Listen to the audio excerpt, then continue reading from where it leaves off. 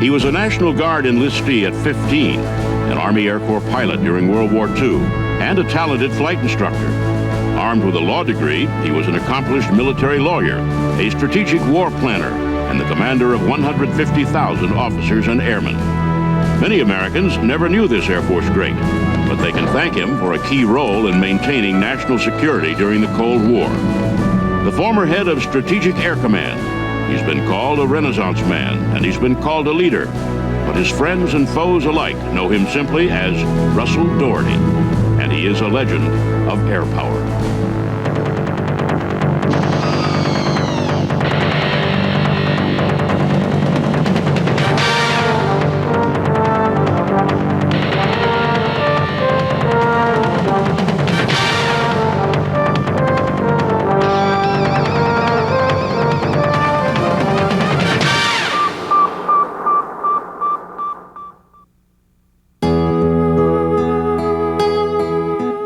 Russell Elliott Dougherty was born on November 15, 1920, to Ewell and Bess Dougherty in the close-knit hill country town of Glasgow, Kentucky. The oldest of two sons, Russell, came from a distinguished lineage of pioneers. Indeed, his ancestors occupied Kentucky before it joined the Union, one even serving as his region's first representative and senator in the Kentucky legislature. Military tradition also ran in the family. Dougherty's uncle was a regular Army cavalry officer and influenced young Russell to pursue a military career. It just so happened that Glasgow was home to the headquarters troop of the 123rd Cavalry Unit, which was filled with townspeople and relatives. Eager to join, Russell enlisted at the age of 15. The captain that commanded the headquarters troop, Captain Sears, who was immediately related to some of my marriage cousins and aunts, said to the sergeant, "I want you to sign that young man up." So the sergeant talked to me, and he came back to the captain. I overheard this, and he said, "Sir, that young man's only 15. We don't take them when they're 15. We usually wait till they're 16. And Captain Sears says, "Sergeant, sign him up. You don't know how bad I need a bugler." For the next 5 years, as Russell finished high school and then attended Western Kentucky University, he remained active in the National Guard, splitting time between the 123rd Cavalry Unit and the local infantry unit near college. With his ties to Kentucky, tradition had it that you lived and died there. But Dougherty was destined to break the family mold. It was 1941 when he left his Kentucky homeland for Washington, D.C. A friend had recruited him for a career in the FBI, and Russell looked forward to the assignment. Always the diligent student, he also found time to attend night school at George Washington University. But his FBI career would be short-lived.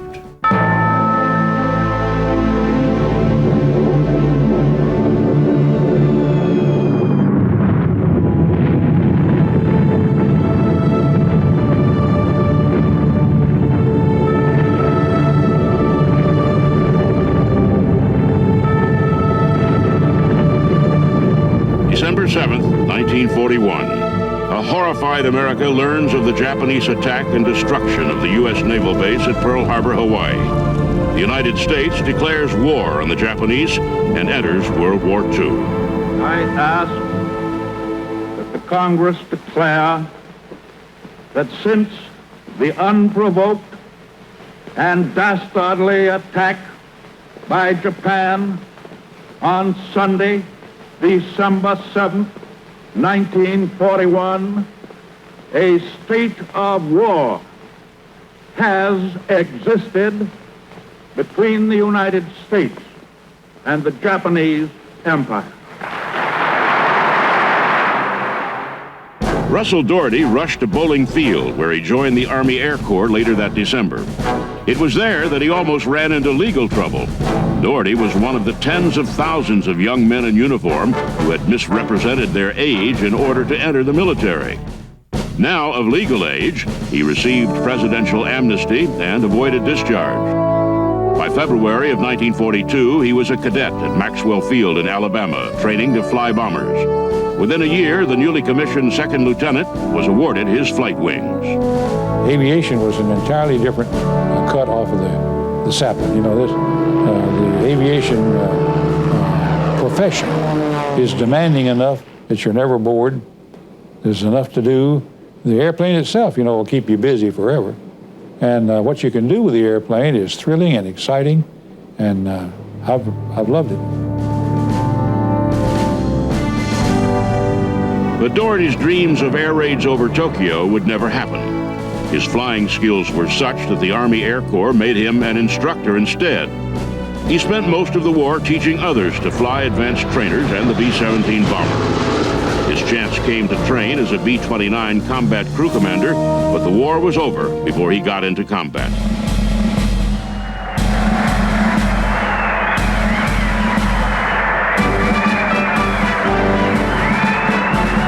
His military mission concluded, Russell Dougherty became an inactive Army Air Corps reservist, heading back to law school at the University of Louisville. Following the war, Russell was an active law student, making a name for himself as a trumpet player and manager of a successful university dance band. But something was missing. Although he was enjoying himself, the desire to continue military service in the Air Corps never left him. So, 6 months before completing law school, he applied for a regular commission in the Air Corps. Officials at Maxwell Field made an exception for the young pilot-turned-law student. They assigned him as a reserve officer for the remainder of law school, and then accepted him for active service in February of 1948. Dougherty took up where he left off, this time serving a tour in Guam as a B-29 aircraft commander. It wouldn't last long, however. President Truman had authorized the creation of a separate Air Force by signing the National Security Act into law. The military climate was changing. When we became an Air Force, you know, the Army just pulled out. And they shook the bush and all the lawyers fell out. And I was one, and I had had some practical experience with the 20th Air Force Judge Advocate's Office.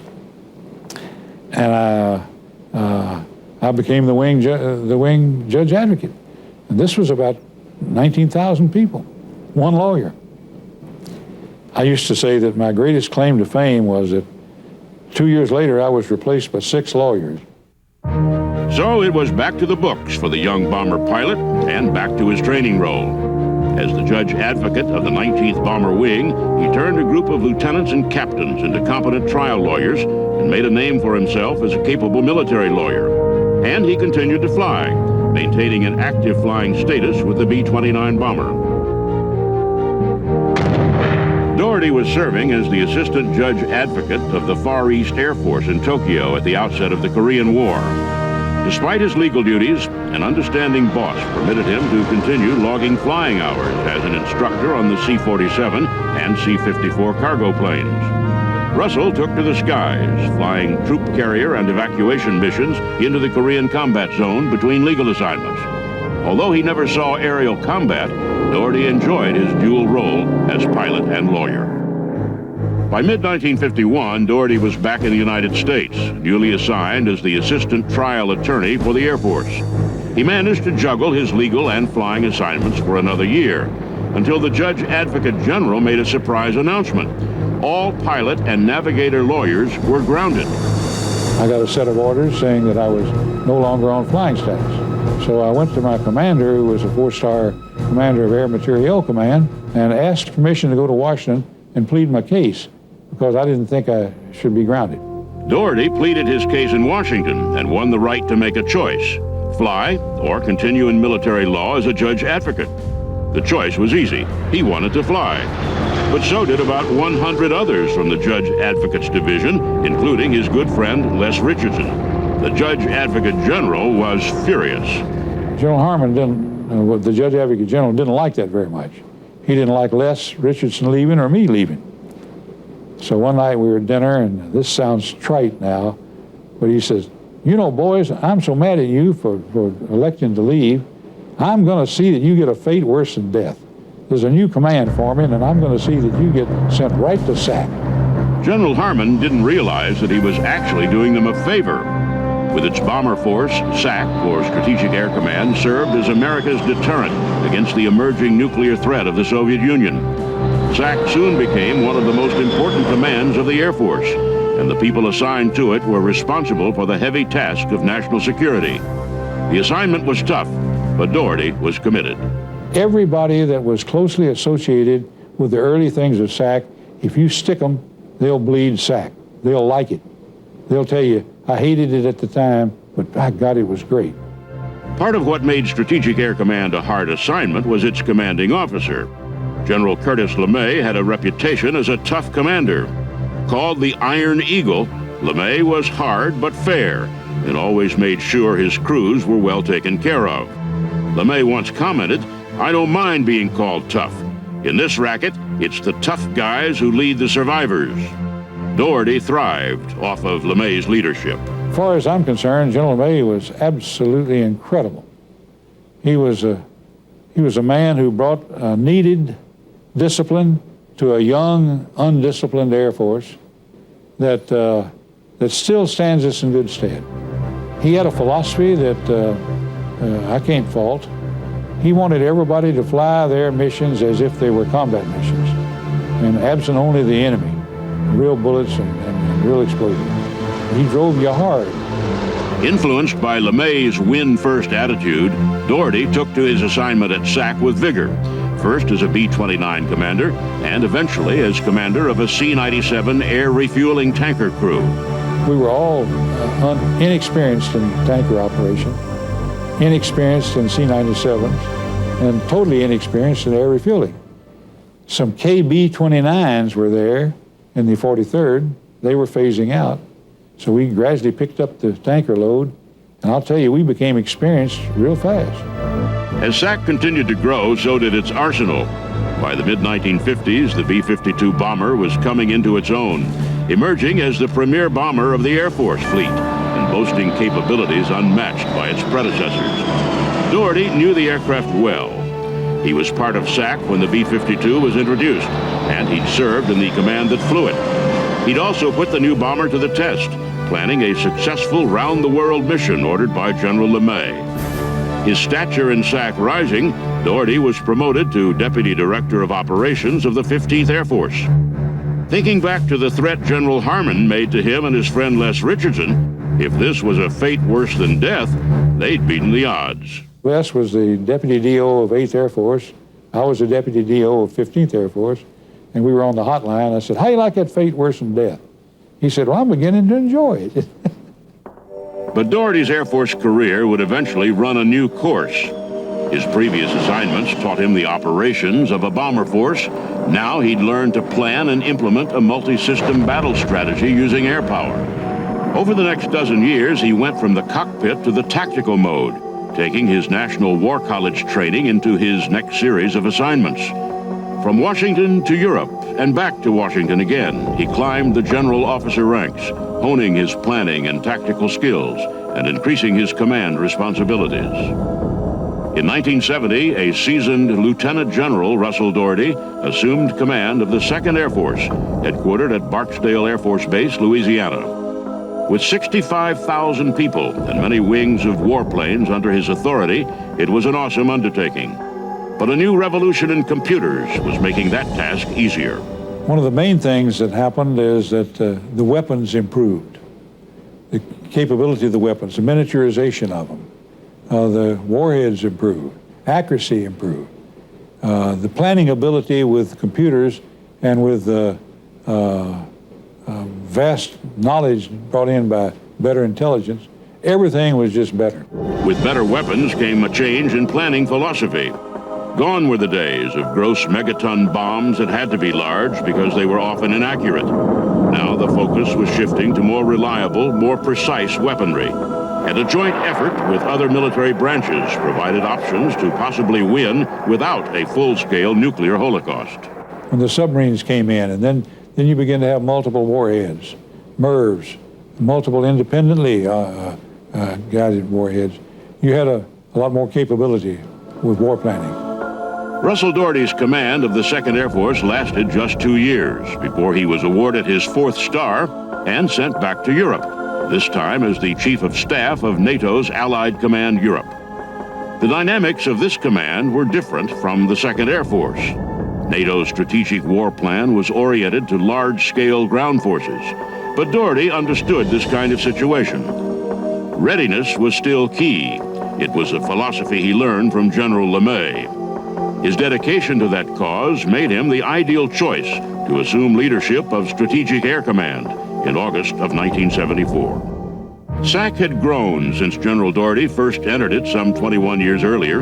It now included a far more sophisticated network of bombers, tankers, intercontinental ballistic missiles, and intelligence collection systems. SAC personnel were entrusted with America's nuclear offensive system, and readiness was an absolute priority. Mismanagement could mean a deadly, large-scale accident or the outbreak of war. Dougherty fit the mold of the consummate commander. He was well-trained, having lived and breathed the SAC protocol for so long. But unlike some of his predecessors, he had a different way of running things. I was the first non-hero ever to command SAC. All my predecessors were really first-class heroes in their own right, not only from awards and decorations for bravery, but for skill and for daring do. So early on, I had a meeting of all my logistic officers, and these were the real prime movers in SAC, the navigators and the logistic officers, and the engineering officers, maintenance officers. So I told them, I said, I want to try to institute a change here. I don't want any of you to think that your job description requires you to be an unmitigated son of a bitch. I want you to cool it. General Dougherty's philosophy represented a turning point for SAC.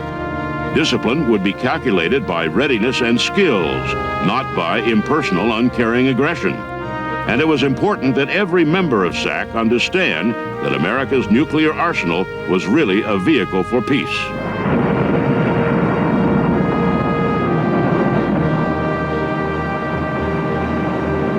A lot of people are critical of that motto, peace is our profession, because they think it's trite.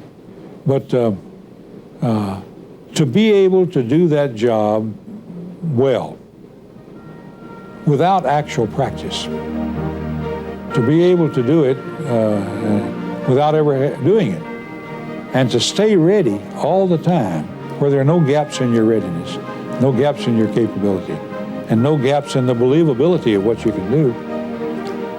That takes an awful lot of people that are awful close to the mission. Their arsenal still is an arsenal for peace.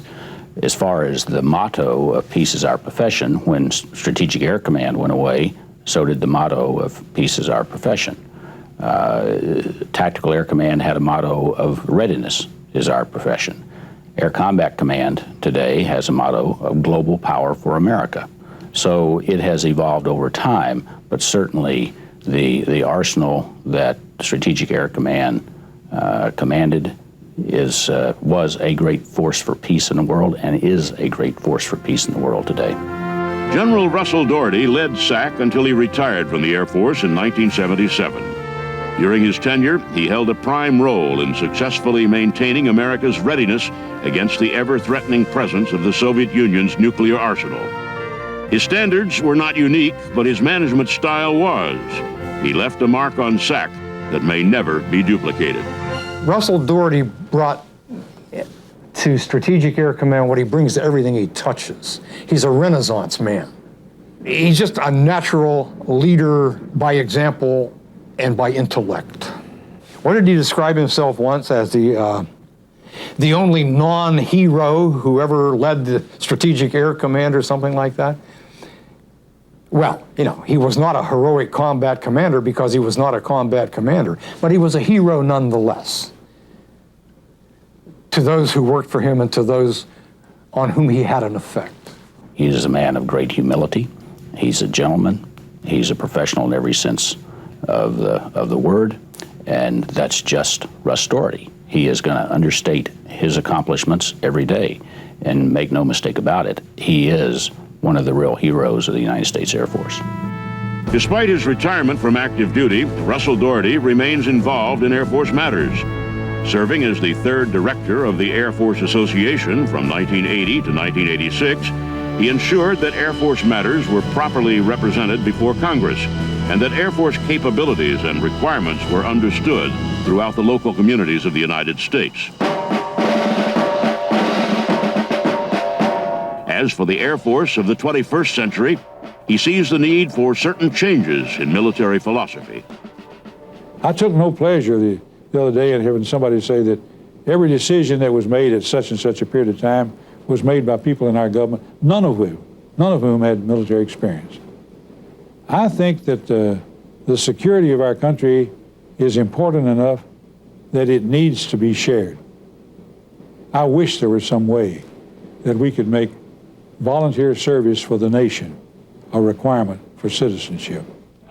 While the U.S. military may always remain an all-volunteer force, the move toward an increased role for women in hazardous duty is an issue Dougherty thinks the military should address.